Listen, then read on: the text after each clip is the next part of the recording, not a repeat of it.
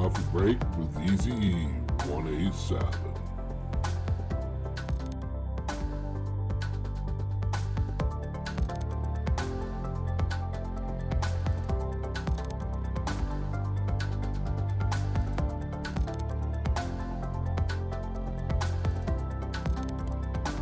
Welcome to another episode of Coffee Break with Easy E 187.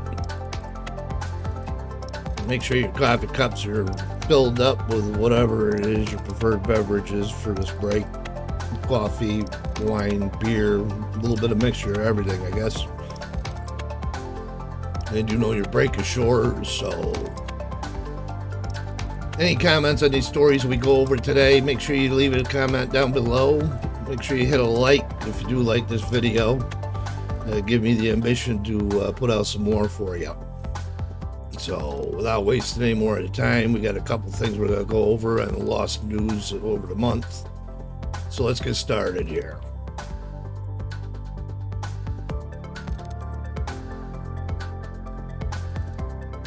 First off, we're going to start with a Tampa, Florida man faced several charges after deputies used a taser to stop him as he fled on a riding lawnmower, what turned out to be his latest effort to evade authorities.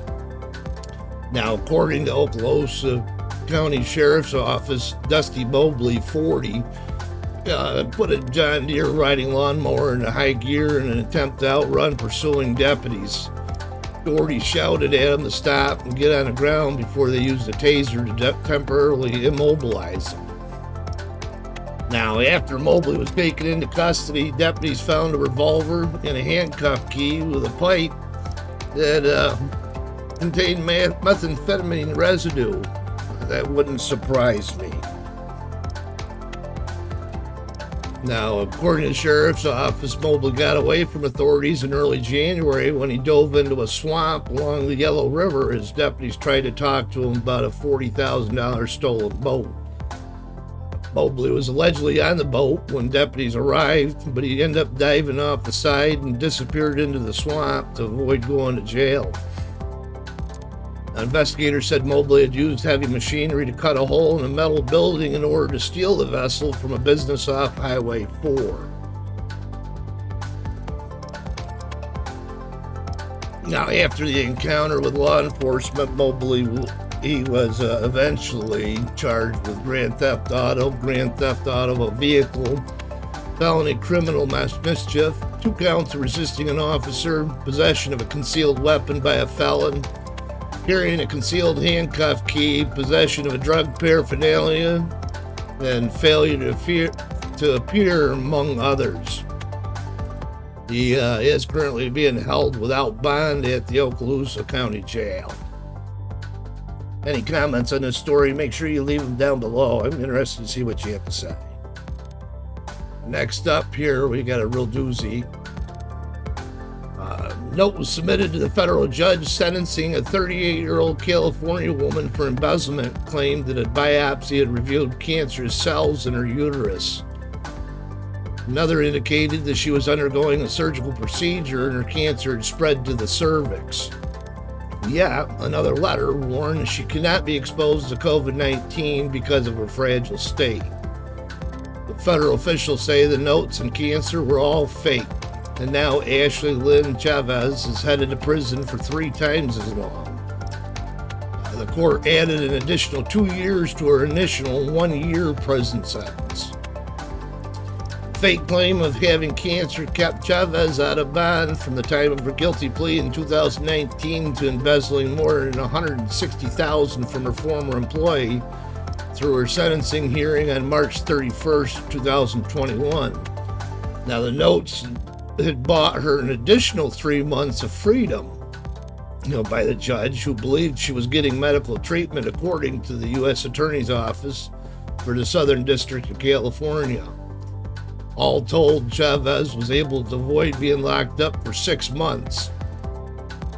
Now, Chavez's attorney, Benjamin Kingdon, said in a sentencing memorandum that Chavez was terrified about being separated from her newborn son. These notes also claimed she was too ill to work and could not make restitution payments to her former employee. Two different attorneys hired by Chavez believed the notes were authentic and submitted them to the court. Now, by August 2021, the notes forged by Chavez were asked the court to permit her to serve time in home confinement. In one forged note attributed to a San Diego area and colleges, Chavez wrote that a year in prison could be a sentence for my patient. Now, federal authorities did contact the doctors named in the letters who denied writing them, though Chavez had been a patient of one of the physicians.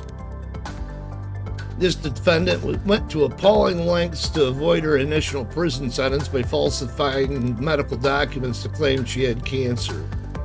This offensive conduct is an affront to every person fighting that battle, FBI agent in charge Stacy Moy said in a statement. Play stupid games, win stupid prizes. Any comments on this story? I'd like to hear about them down below. Interesting to see what you have to say. The next story we got coming up real quick. Florida woman here found a surprise in her bathroom. A Hollywood, Florida woman interrupted an uninvited guest in her bathroom. Michelle Reynolds told news stations that she went downstairs to make herself a snack. After putting popcorn in the microwave, she went to use the bathroom and opened the door and did a quick turnaround. She saw something in there and quickly shut the door. The thing? A Mexican spiny-tailed iguana. She first thought was, oh my God, it's really happening to me. There's an iguana in my toilet. She says she may have used a few curse words. I'm not going to doubt that. Now, the reptile was unable to find its way out of the commode, so Reynolds had to enlist Harold Rondon of Iguana Lifestyles, which is a wildlife removal service, to rescue the little fella. Rondon said this isn't the first time he's had to remove an iguana from a toilet. He says this is actually the third one in 4 days. He says over the past 2 years, he's come across about 30 of the reptiles sitting in porcelain bowls around South Florida. Rondon also stated that males can get up to 18 inches long with tails that can also get up to 18 inches long by themselves. Said this little guy took up most of the toilet bowl. The species is native to western Mexico and parts of Central America and now inhabits much of South and Central Florida. It is believed that they were brought into this area pets back in the 1960s, and some may have escaped or been released. As far as what you can do to avoid seeing an uninvited guest in your toilet, Rondon said, you should make sure the vents in your roof are covered. Now, Reynolds had some advice to share after her experience too. She did state that look before you sit, make sure the toilets are clean, because you never know when pictures and video are going to be broadcasted for the nation to see. I'm going to have to agree with her on this, but I'm going to guarantee you there's probably some scarier things found inside that toilet other than that iguana. So, any thoughts or comments you have on this story, make sure you leave them down below. I'd be interested to see if you yourself have ever found an iguana or something scarier inside your toilet. Well, folks, this is coming up to a wrap on this story here. And for this episode. So, if you do want to make a donation, leave a tip. I have my Venmo account. Make sure you take a scan of that. It'd really be appreciated. And again, can't emphasize enough, if you did like this video or the stories in it, make sure you hit that like button. Make sure you share this video here with your friends, family, dogs, cats, even your enemies. I don't care. Make sure you subscribe. Now make sure you hit that little bell notification down below. It'll notify you when I do have new videos uploaded for you. So, to wrap this up, this is Easy E. It's been a pleasure entertaining you today. Enjoy the rest of your break and have a good day. Take care, peeps.